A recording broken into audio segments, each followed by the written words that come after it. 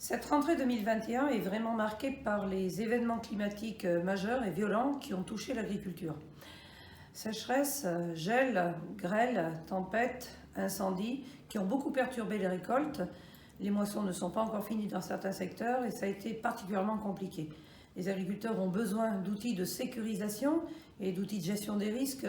Nous savons que ce climat changeant, et le GIEC l'a confirmé, amènera de plus en plus des événements de ce type. Il faut donc avoir des outils pour la gestion des risques, l'assurance climat, le stockage de l'eau, l'adaptation de nos pratiques et de nos itinéraires culturaux, parce que l'objectif est aussi bien sûr de pérenniser la sécurité alimentaire, la souveraineté alimentaire, produire en quantité.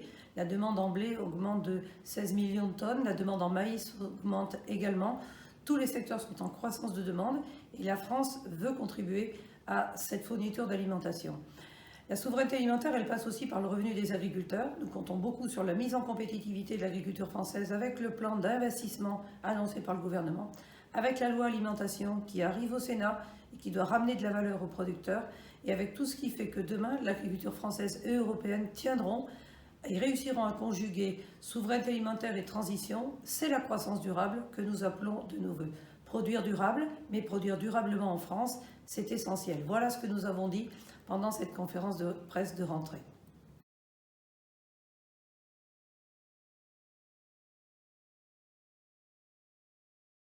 Le Premier ministre a engagé la consultation sociale de rentrée. Nous avons été reçus avec Jérôme Vol. Le Premier ministre était accompagné de la ministre du Travail et de l'Emploi et du ministre de l'Agriculture. Nous avons fait un tour d'horizon complet des différents sujets. Nous avons dit toute la difficulté de recrutement que rencontrent les employeurs agricoles, difficulté de recruter à la fois pour les emplois en CDI et pour les emplois saisonniers, et affirmer aussi que la réforme de l'assurance chômage nous paraît être un levier favorable pour inciter davantage à la recherche d'emploi et donc au recrutement par les agriculteurs. À côté, nous avons aussi fait un certain nombre de propositions pour le retour des jeunes à l'emploi, pour l'accès à l'emploi, s'engager plus sur l'apprentissage, sur les dispositifs en faveur des jeunes qui doivent s'intéresser au métier de l'agriculture. Nous avons 60 000 postes à pourvoir en travail CDD et 10 000 postes en CDI et nous recrutons. Le Premier ministre a souhaité évoquer un certain nombre d'autres sujets aussi, a parlé de l'augmentation des salaires comme facteur d'attractivité. Bien évidemment, nous avons rappelé que tout ceci est conditionné à la compétitivité et à la résilience des exploitations agricoles. Agriculteurs, nous sommes sur un marché européen et international. La concurrence est rude, avec des pays qui n'ont pas les mêmes règles dans de nombreux domaines. Et donc la question des prix payés aux producteurs est une question essentielle.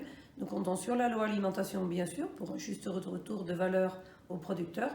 Nous comptons aussi sur un juste prix pour tous les produits et que la nécessité d'un pouvoir d'achat préservé pour les consommateurs ne se fasse pas au détriment des agriculteurs producteurs qui subissent l'augmentation de l'alimentation animale, des emballages, les industriels aussi. Les hausses doivent pouvoir passer auprès des distributeurs dans les prochaines négociations commerciales.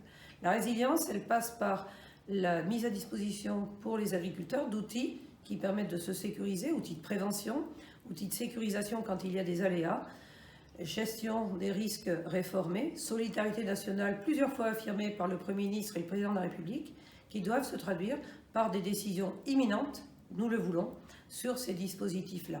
Dans le Varenne de l'eau, nous portons aussi un certain nombre de propositions pour faire face au changement climatique, agriculture secteur de solutions, mais agriculteur qui doit être rétribué pour ses services rendus en la matière.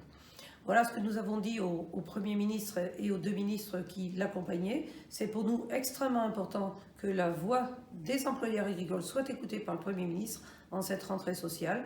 Et enfin, sur la réforme des retraites, nous avons redit que nous sommes favorables à un système universel qui ne peut être que bénéfique pour le secteur agricole. Nous avons évoqué enfin la question des ZNT, les zones de non-traitement. Le Conseil d'État est passé par là. Il faut un texte proposé. Attention à ne pas écrire des choses qui soient inapplicables. C'est une alerte que nous avons lancée au Premier ministre qui, au final, aura l'arbitrage.